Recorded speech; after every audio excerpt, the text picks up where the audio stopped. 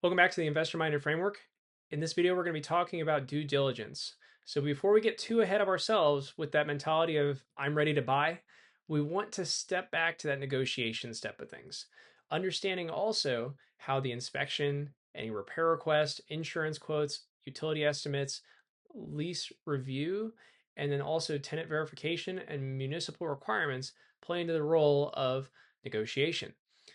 Negotiation can be one of the best things you can use in the process of purchasing a property because it allows you to get a better deal.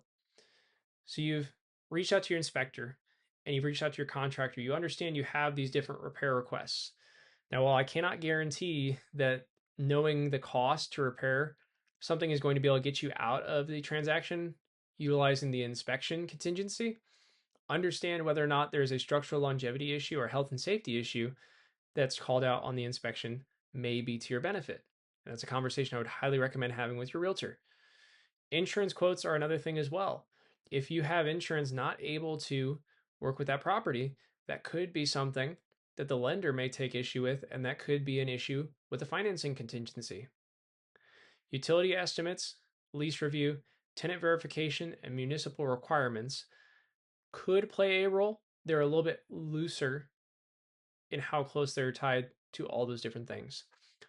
Utility estimates, lease review, tenant verification, and municipal requirements oftentimes are some of your expenses.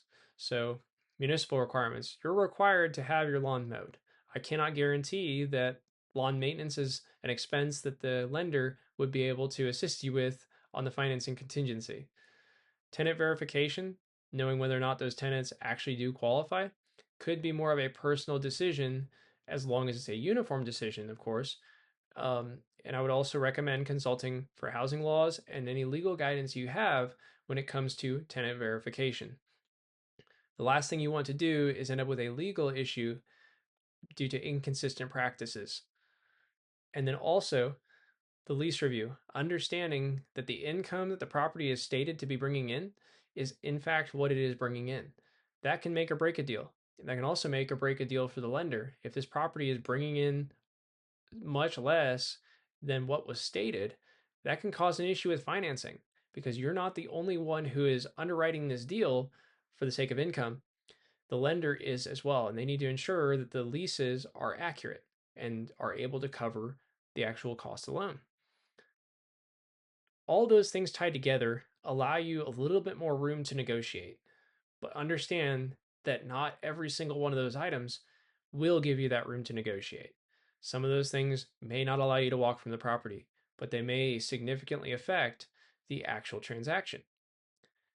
But after going through all those processes, understanding that all those items check out and that maybe some questions and comments and discussions with your lender and all the members of your team, you should be in a position, that is my hope, where you can say, I'm confident moving forward.